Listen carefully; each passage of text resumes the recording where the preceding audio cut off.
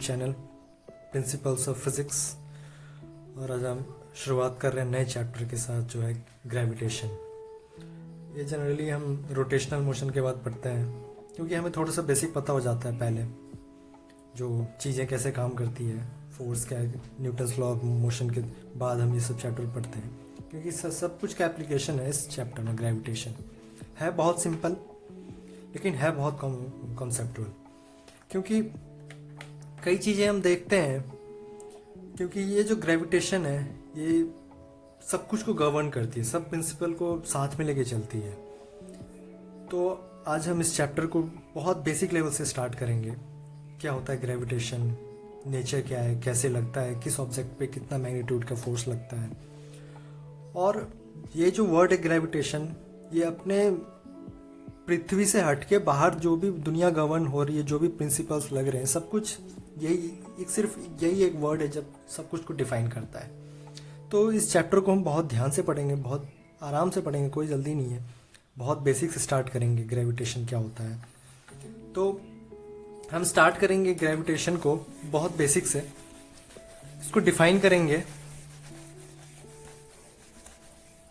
दो तीन चीज़ें इसमें डिफाइन करेंगे।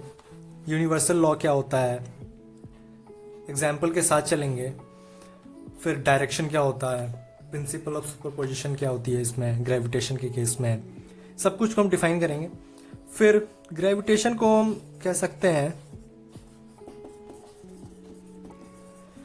हम जनरली 3 पार्ट में हम डिवाइड करेंगे अगर हम पढ़ेंगे। पहले हम ग्रेविटेशन, एक क्लास मेरा ग्रेविटेशन में ही लग जाएगा क्योंकि ये बहुत इंपॉर्टेंट है इसे समझना, इसके डायरेक्शन को समझना, इसके नेचर को समझना बहुत इंपॉर्टेंट है। फिर हम आगे बढ़ेंगे, हम पढ़ेंगे ग्रेविटेशनल फोर्स या ग्रेविटेशनल एनर्जी कह सकते हैं हम। फिर हम पढ़ेंगे ग्रेविटेशनल पोटेंशियल और लास्ट में पढ़ेंगे ग्रेविटेशनल फील्ड। ये 3 चीजें लेटर पार्ट में हम कवर करेंगे। आज के पार्ट में हम सिर्फ ग्रेविटेशन को कवर करेंगे, इसके बेसिक्स को कवर करेंगे। Then after we will move on to this part. तो स्टार्ट करते हैं हम ग्रेविटेशन को।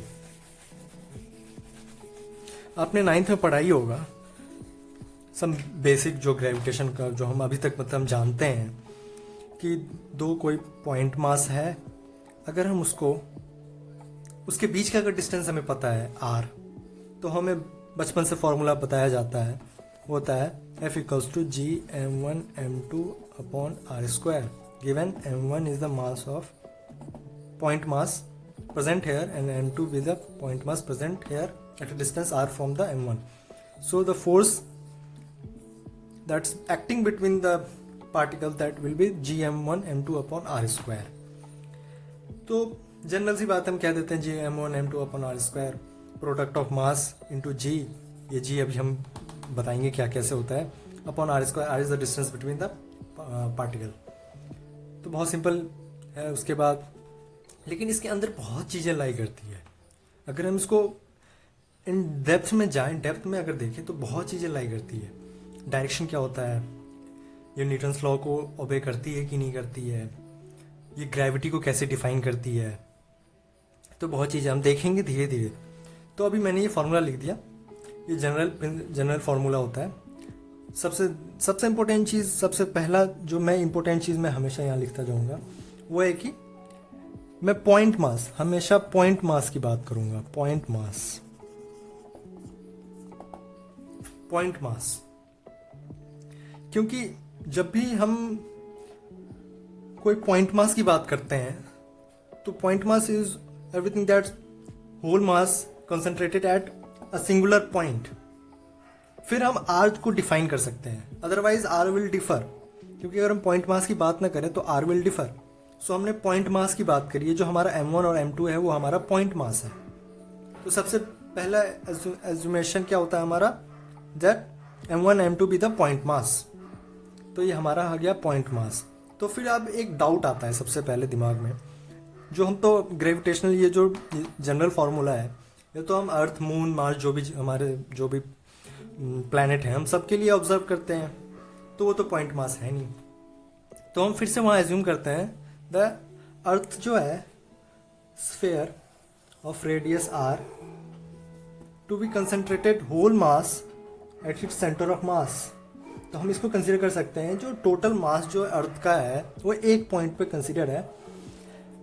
तो ये मैं बताऊंगा ये मैं कैसे, क्योंकि बाद में जब डिस्कवरी हुई थी इन सब चीज़ों की तब उन्होंने बताया था जो हम अर्थ को भी पॉइंट मास कंसिडर कर सकते हैं।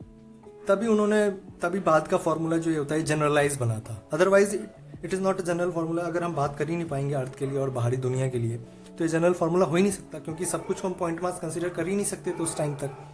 अब हम कर सकते हैं।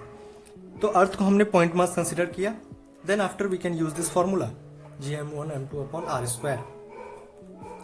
तो यही मैं अभी बात कर रहा हूँ। पहला हमारा आ गया पॉइंट मास, जो हम ये डिफाइन कर रहे हैं ये पॉइंट मास के लिए होगा।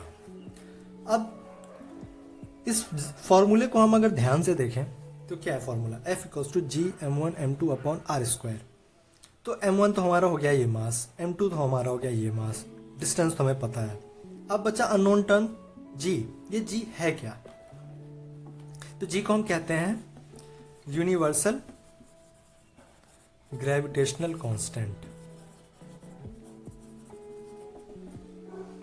Universal gravitational constant. अब हम g के बारे में अगर हम समझें ये है क्या और इसको हम यूनिवर्सल g क्यों कहते हैं, किस केस में कहते हैं। तो अगर हम यहां से g को देखें तो g क्या आ जाएगा, F×r²/m1×m2। अब g के नेचर के बारे में हम थोड़ा सा पढ़ लेते हैं, ये है क्या। और इसको हम बाद में अगर रिलेट करेंगे, जब हम इलेक्ट्रिसिटी पढ़ेंगे या इलेक्ट्रिक फील्ड जो भी पढ़ेंगे तो वहाँ पे फॉर्मूला आता है दो चार्ज अगर r डिस्टेंस पे है तो वहाँ पे भी इलेक्ट्रोस्टैटिक फोर्स जो लगता है वो हमारा होता है K/Q1Q2/r²। तो हाँ, वहाँ से आप यहाँ पे थोड़ा सा इंटरप्रेट कर सकते हैं इस फॉर्मूले को इस चीज़ से। Q1 Q2 हमारा m1 m2 को रिप्लेस कर देगा, r² मतलब r² सेम रहेगा, और K को हमने यहाँ से G को हमने यहाँ से K से रिप्लेस किया है। तो हम थोड़ा सा रिलेट कर सकते हैं, लेकिन इसका नेचर और इसका नेचर बहुत डिफर करता है। मैं आपको बताऊंगा कैसे। तो इस फॉर्मूले से मैंने देख लिया G=F/r²/m1×m2। अब मैं बता रहा हूँ आपको वो केस जिसमें G जो है हमारा वो यूनिवर्सल ग्रेविटेशनल कांस्टेंट से क्यों, मतलब किस केस में बनता है। तो वो उस केस में होता है जब हमने दो पॉइंट मास लिया, उनके बीच का डिस्टेंस मैंने 1 मीटर रख दिया, और जो मैंने दो पॉइंट मास लिया है उनका लेट से मास हो गया, मैंने लिख दिया है 1 kg और 1 kg। तो उस केस में G हमारा निकल के जो आएगा वो क्या आएगा, G=F×r हमारा आ गया 1 मीटर अपॉन m1×m2। ये कितना आ गया हमारा kg × kg 1×1। तो ये कितना आ गया हमारा मीटर पर kg², और फोर्स का तुम्हारा पता ही है kg/s²। तो हमने ये यूनिवर्सल ग्रेविटेशनल कांस्टेंट को हम इस फॉर्म में क्यों लिख रहे हैं, क्योंकि हमें अगर यूनिट डिराइव करनी होगी जी की, जी किस किस चीज़ों पे डिपेंड करता है, तो हम इसके ऐसे करके कर सकते हैं। हमें सब कुछ का यूनिट पता है, फिर आपको पता ही होगा फोर्स का यूनिट क्या कैसे, तो फिर वहाँ से हमारा जी का यूनिट निकल के आता है। अब हम इसके बारे में थोड़ा सा और पढ़ लेते हैं। जी हमारा किस वे में डिपेंड करता है, किस वे में बिहेव करता है। ये ग्रेविटेशनल कांस्टेंट है तो ये हमेशा कांस्टेंट रहेगा या नहीं रहेगा। अब मैं सबसे पहले बता रहा हूँ, ये जो जी है ये चाहे आप एयर में रखो, चाहे आप वाटर में रखो, चाहे आप ऑयल में रखो, चाहे आप कोई सा भी मीडियम में रखो, ये जी हमें हमेशा कांस्टेंट रहेगा। That's how is it different from the के आपने अगर पढ़ा हो या फिर आप बाद में पढ़ेंगे तो के आप देखते होंगे एयर के लिए अलग के आता होगा, air medium because it depends upon the medium. अगर हम दो डाइलेक्ट्रिक कांस्टेंट ले लिए तो वहाँ पे हमारा के को हम कैसे रिप्लेस करते हैं K1 और K2, क्योंकि के हमेशा चेंज होता है एज रिस्पेक्ट विथ मीडियम। लेकिन इस केस में क्या होता है, मीडियम आप चाहे कोई सा भी ले लो, इसलिए तो आप चाहे स्पेस में चले जाओ, जहाँ पे मतलब वैक्यूम है, जहाँ पे मतलब एयर डेंसिटी बहुत कम है, या फिर आप इस इन्वायरमेंट में अर्थ में आ जाओ, जी जो है हमेशा कांस्टेंट रहेगा, it will not differ according to the environment और द मीडियम। तो हम जी के बारे में पढ़ लिए, इसके नेचर के बारे में पढ़ लिए, ये क्यों हमने यहाँ पे रिप्लेस करा है। अब मैं थोड़ा सा आपको जी का जो इंटरप्रिटेशन बताता हूँ, इस फॉर्मूले का यूज़ क्या कैसे होता है। इस फॉर्मूले में आपने देखा F इक्वल्स टू के G m1 into m2 upon R square. अब मैं इस फोर्स के नेचर के बारे में बताऊँ, अभी मैंने जी के नेचर के बारे में बताया, अब मैं इस फोर्स के नेचर के बारे में बता रहा हूँ। अब फिर से मैंने कंसिडर कर लिया एक 2 point mass, let's say m1 और m2 डिवाइडेड बाई डिस्टेंस, और उनके बीच की डिस्टेंस है r, लेट्स से। अब मैं 2 पॉइंट मास कंसिडर कर लिया, तो आपको फॉर्मूला पता है gm1 m2 upon R square. अब ये जो फॉर्मूला है ये न्यूटन्स लॉ ऑफ मोशन को ओबे करती है कि नहीं करती? हाँ, मैं बोलूँगा करती है, क्योंकि अगर मैं m1 की बात करूँ, अभी इस सिस्टम की बात करूँ, अभी इस टोटल सिस्टम से मैं आइसोलेट होकर सिर्फ m1 की बात करूँ, तो मैंने क्या देखा, m1 पे फोर्स कितना लगेगा, ये तो टोटल आपका नेट फोर्स आ गया, ठीक है। अब मैं m1 की बात करूं, m1 पे m2 के द्वारा कितना फोर्स लगेगा, कितना फोर्स लगेगा, तो फोर्स इक्वल्स टू जितना फोर्स m1 m2 पे लगाएगा उतना ही फोर्स m2 पे m1 लगाएगा, and that is Newton's third law. ये ओबे करता है ग्रेविटेशनल फोर्स जो मैं बता रहा हूं, ये दूसरा nature, it obeys Newton's third law.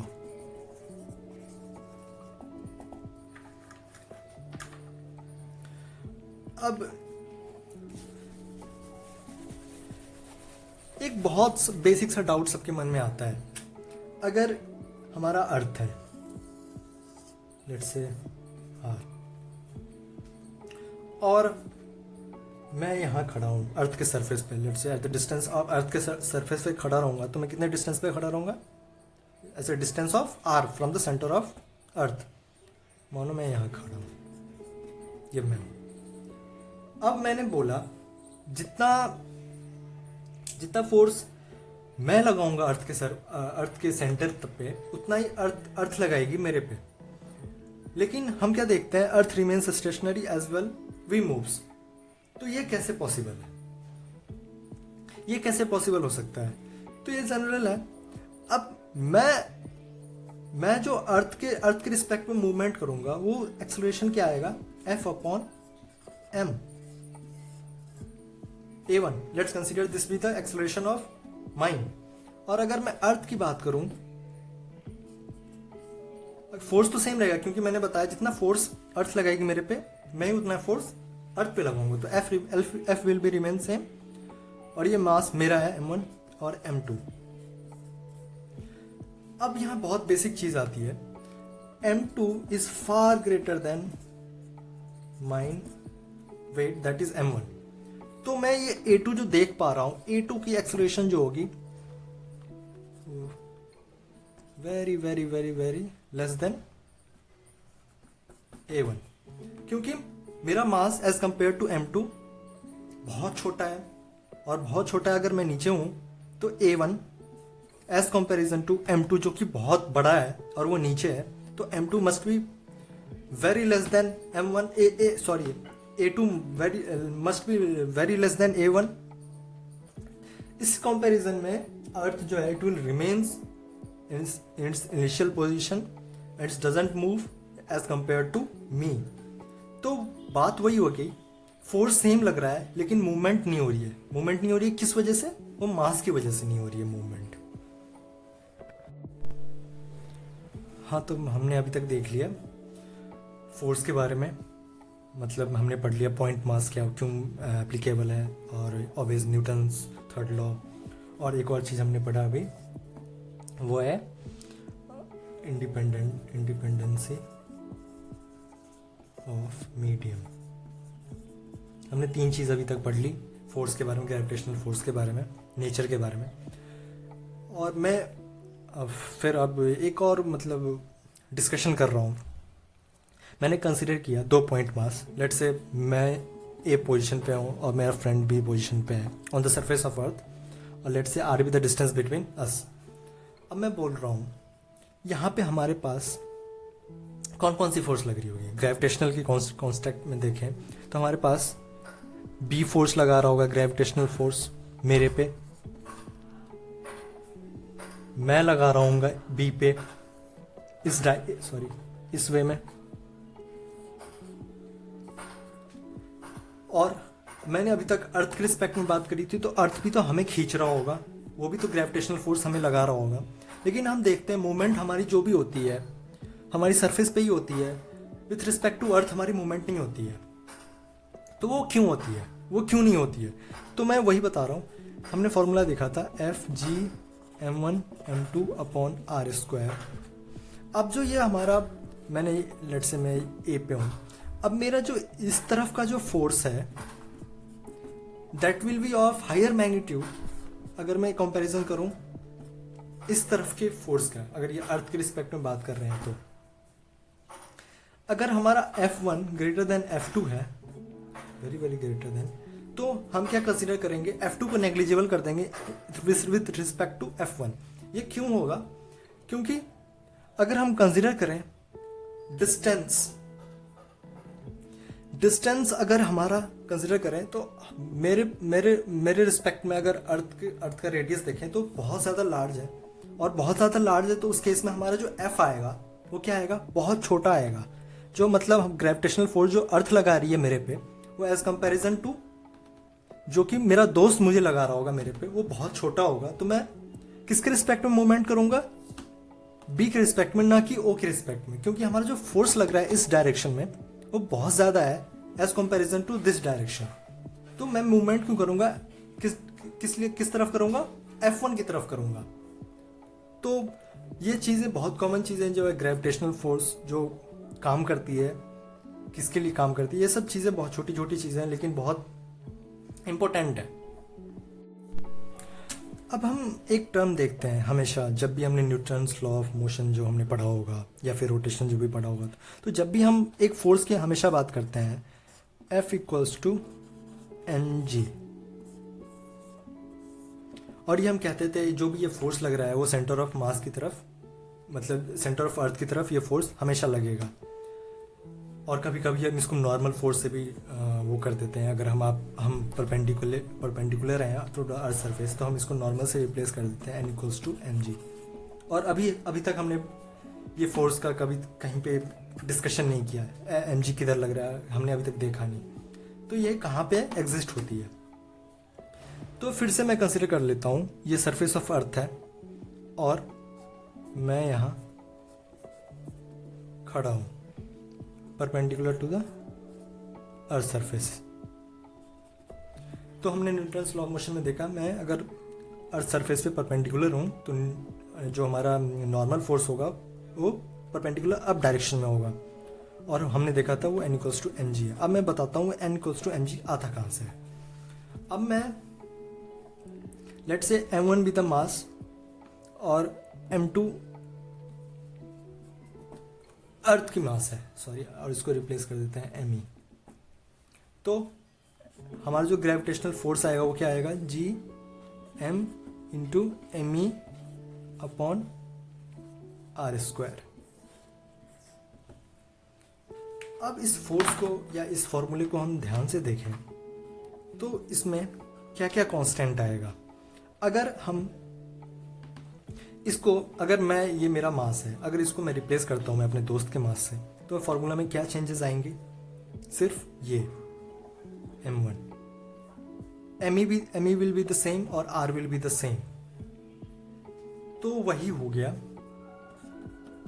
इसको मैं अगर जो भी constant in every one's case, अगर मैं चाहे मैं हूँ चाहे कोई सा भी ऑब्जेक्ट है, अगर उसका मास चेंज हो रहा है तो other factor will remain same and that is g me upon r²।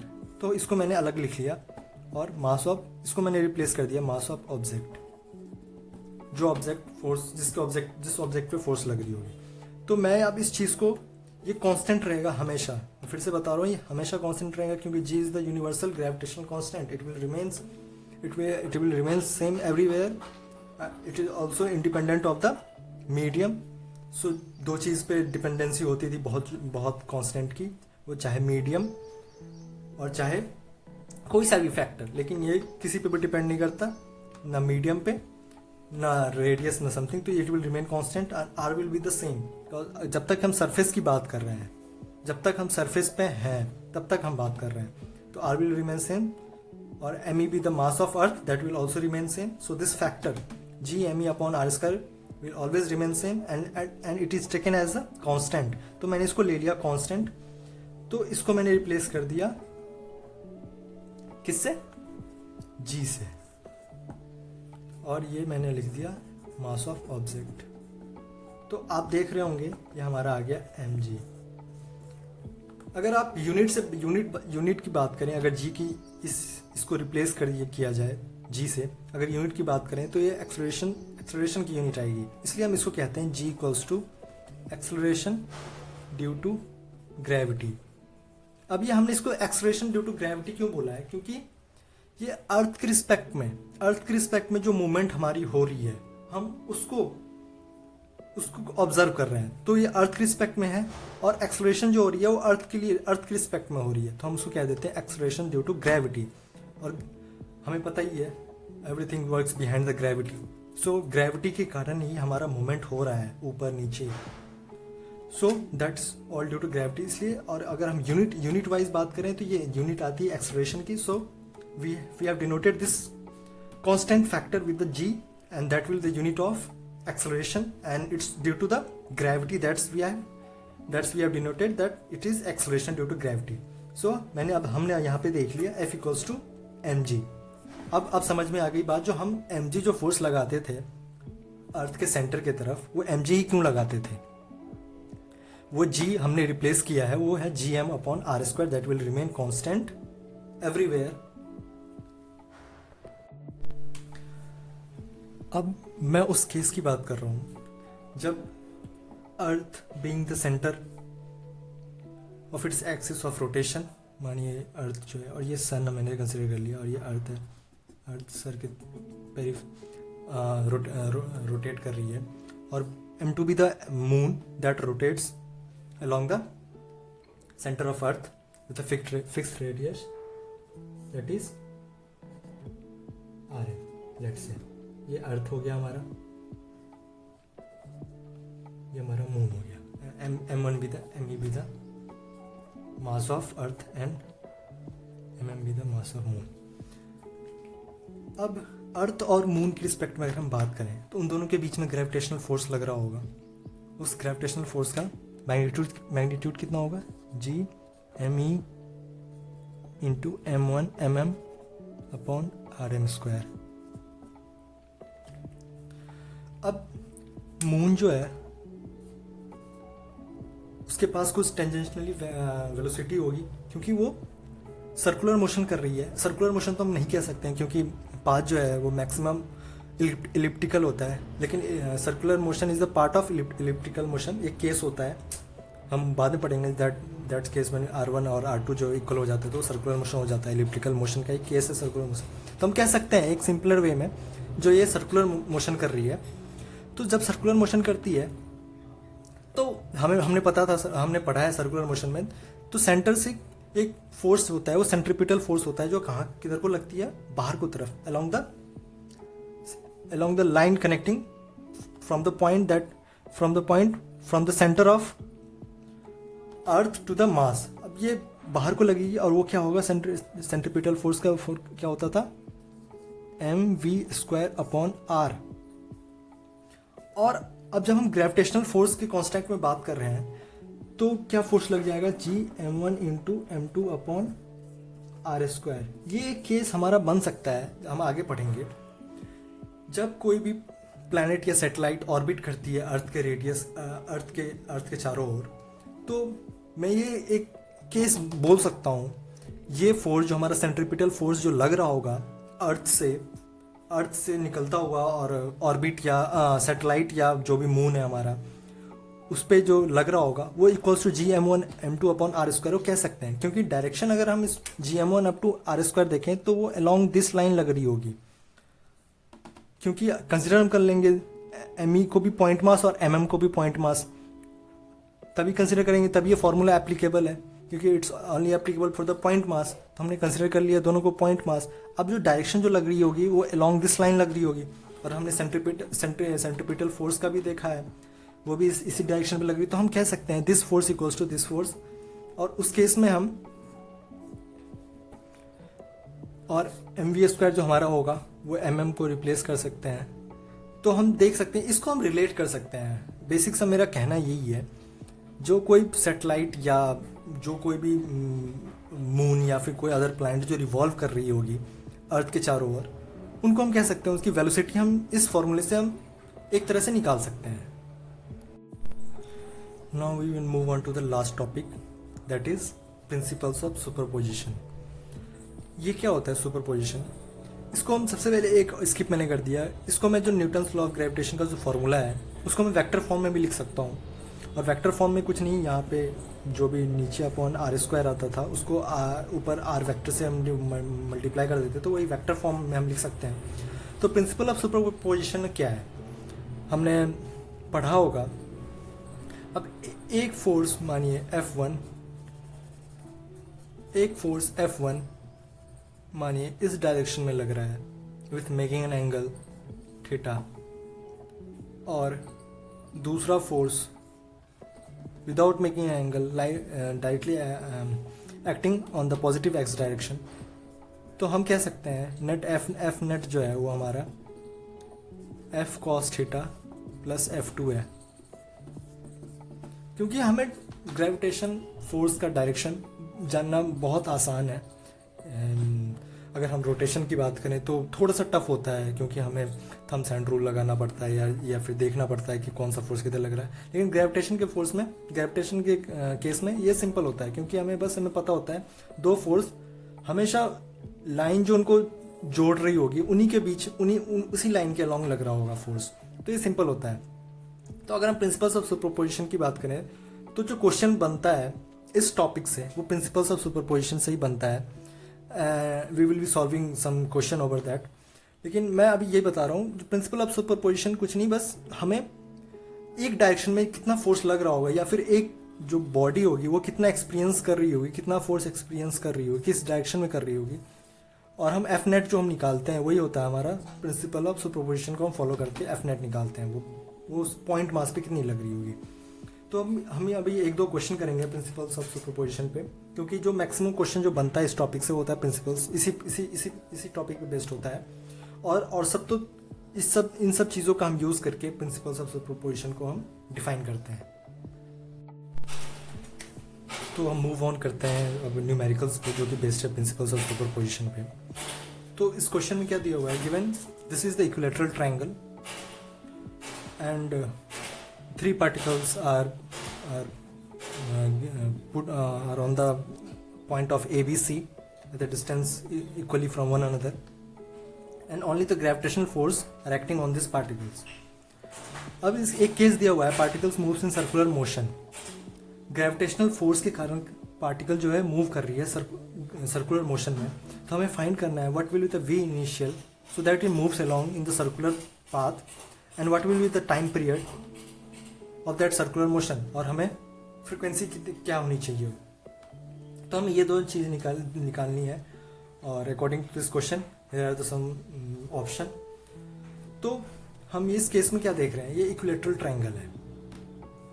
यहाँ पे इस क्वेश्चन में मैंने ये क्वेश्चन को इसलिए चूज़ करा है क्योंकि एज पॉइंट ऑफ चैप्टर और ज्योमेट्री के पॉइंट ऑफ व्यू से बहुत इंपॉर्टेंट है, क्योंकि अगर आप ज्योमेट्री में थोड़ा सा लैग करेंगे तब भी आपको ये आता हुआ चीज़ आप सॉल्व नहीं कर पाएंगे, क्योंकि थोड़ा सा ज्योमेट्री पॉइंट ऑफ व्यू से थोड़ा सा इंपॉर्टेंट है। और बात रही प्रिंसिपल सुपरपोजिशन, तो ये फॉलो कर ही रहा है, क्योंकि अगर हम कोई सा भी पार्टिकल ले लें, लेट कंसिडर पार्टिकल ए, और मास भी the given that is m m n m। So for the particle A, अगर हम इस पार्टिकल को ऑब्जर्व करें तो इस पे कौन कौन सा ग्रेविटेशनल फोर्स लग रहा होगा, इस पर ग्रेविटेशनल फोर्स लग रहा होगा बी और सी के कारण, और वो किस डायरेक्शन में लग रहा होगा बी, मैंने बोला है बी के लिए किस बी जो लगाएगी ए के तरफ वो किस वे में लगाएगी, इधर को लगाएगी। अगर मैं कंसिडर करूं, मैं इसको एक्स्ट्रापोलेट करूं इस तरफ, तो इस वे में लगाएगी, और सी जो लगाएगी वह इस वे में लगाएगी, क्योंकि लाइन ज्वाइनिंग लगाएगी। मैं इसको परपेंडिकुलर कर देता हूं। अब मैं थोड़ा सा ज्योमेट्री पॉइंट ऑफ व्यू से देखूंगा कि जो कि एंगल क्या होना चाहिए। अब given is the triangle that is equilateral triangle, so ये एंगल 60 है, तो ये एंगल कितना हो जाएगा हाफ, तो ये 30 हो जाएगा। तो मतलब ये जो, और फोर्स, क्योंकि फोर्स जो भी फोर्स लगा रही होगी कोई सा भी between any two body, that will be equal to the other two body, क्योंकि जो एफ है, F that is G(m1 m2 upon R square, given mass भी द सेम, और इसको हम लिख सकते हैं G(m square upon R square, R is also same because it is given as the equilateral triangle. So F1 equals to F2 equals to F3। This be the respective force between acting between the two particles, any two particles. So F given equals to F. अब मैं इस point पे बात करूं तो किस direction force लग रही होगी, F इधर लग रही होगी और एक F इधर लग रही होगी। तो मैं ये एंगल मैंने ले लिया, और ये एंगल हमें पता चल गया कितना एंगल है हमारा, 30 डिग्री। तो अगर हम अब यहाँ पे सुपरपोजिशन की बात आती है, अगर हम पॉजिटिव वाई एक्सिस में देखें तो कितना आ जाएगा फोर्स हमारा, 2F कॉस ऑफ 30 डिग्री। मैंने अब लोग पूछते हैं, जो मैंने अब ये साइन वाला कंपोनेंट क्यों नहीं लिया, क्योंकि साइन वाला कंपोनेंट हमें पता है एफ भी द इक्वल और एंगल भी इक्वल है, तो हमें साइन वाला कंपोनेंट जो होगा किसी भी बॉडी के लिए वो कैंसिल आउट हो जाएगा। तो हमारा नेट फोर्स आ गया हमारा एफ नेट एनी पार्टिकल्स। मैंने सिर्फ अभी ए के लिए कंसिडर किया है, आप बी सी किसी को भी करके दे सकते हैं। That will be equals to 2F cos 30 degree. तो मैं अब इसको सॉल्व करूंगा, 2F cos 30 degree that will be √3/2 √3F। मैं कह सकता हूँ √3F एफ नेट हमारा आ गया। अब हम क्या करेंगे, हमारा एफ नेट आ गया। अब मैंने इससे पहले आपको एक चीज़ बताया था, जब कोई पार्टिकल सर्कुलर मोशन कर रही होती है and given be the condition that only gravitational force is acting between the particle, तो हम उस केस में कंसिडर कर सकते हैं that G(m1 m2 upon R square equals to mv square upon R consider कर सकते हैं। तो बस अभी इसी फॉर्मूले का यूज करते हुए हम ऑप्शन डिसाइड करेंगे। फॉर्मूले से हम बताएं तो कितना आ गया था हमारा, G(m इंटू m अपॉन, और अगर हम कंसिडर कर लेते हैं A B the given of the side of the equilateral triangle, then A square equals to m mass किसका होगा, जिस फोर्स पे जिस पार्टिकल पे सेंट्रीपिटल फोर्स हम कंसिडर कर रहे हैं, तो हम ए कर रहे हैं, चाहे कोई भी, इस केस में तो इक्वल ही है, m v स्क्वायर, v इस केस में v निकालना है, और r। अब एक चीज और इंपॉर्टेंट हो जाती है इस क्वेश्चन में, जो कि होते हैं second part, that is r। अब हम r कैसे निकालेंगे, तो हम एक ज्योमेट्री का यूज करते हुए हम r निकालेंगे, और फिर उसके बाद हम देख लेंगे क्या कैसे इक्वल हो रहा है, क्या कैसे इक्वल नहीं हो रहा। ठीक, m से m कट गया, तो हमने देखा अब m से m कट गया तो क्या गया Gm, और f नेट हमारा पता था कितना था, √3 था, तो √3 इंटू G, फिर से हम लिख सकते हैं √3m square upon a square equals to mv square. अब हम r की बात करें, r हम कैसे निकालेंगे, तो हमने ज्योमेट्री में पढ़ा था, जब कोई इक्विलेटरल ट्रायंगल को हम सर्कमस्क्राइब करते हैं, अगर हम सर्कमस्क्राइब करते हैं, तो हमारा जो क्या होता है, सेंट्रॉइड जो होता है वो एल्टीट्यूड को क्या किस रेशियो में डिवाइड करता है, वो होता है 2:1। तो अगर हम कंसिडर करें, हर एक पाथ को कंसिडर कर रहे हैं with x unit length, then 2x plus